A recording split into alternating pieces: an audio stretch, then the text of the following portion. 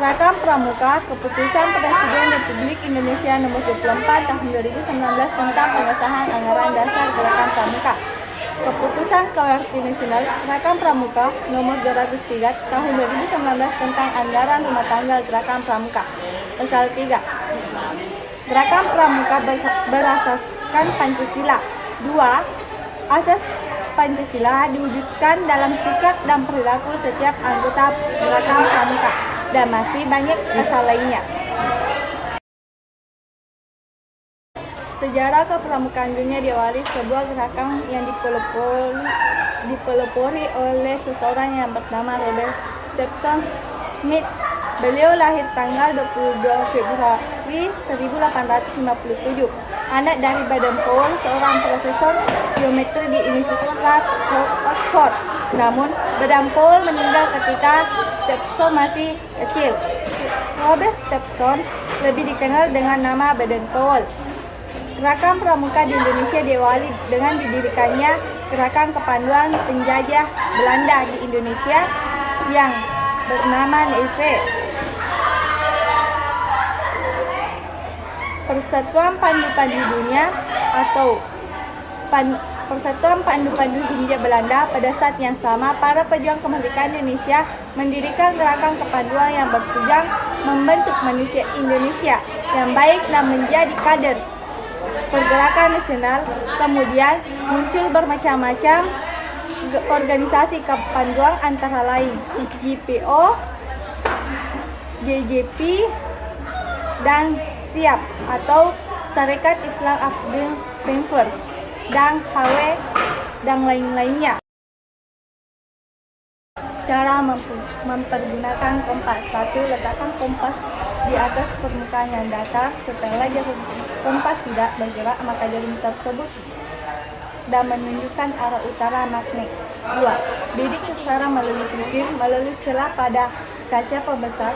Setelah itu, miringkan kaca pembesar kira-kira tersulut 50 derajat dengan kaca dial. 3. Kaca pembesar tersebut berfungsi sebagai 1. Membidik ke arah visir, membidik sasaran. 2. Mengintai derajat kompas pada dial. 3.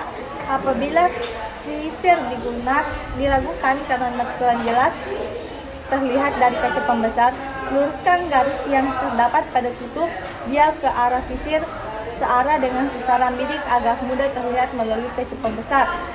4. Apabila sasaran bilik 30 derajat, maka biliklah ke arah 30 derajat. Sebelum menunjukkan sasaran, tetapkan terlebih dahulu titik sasaran sepanjang jalur 30 derajat.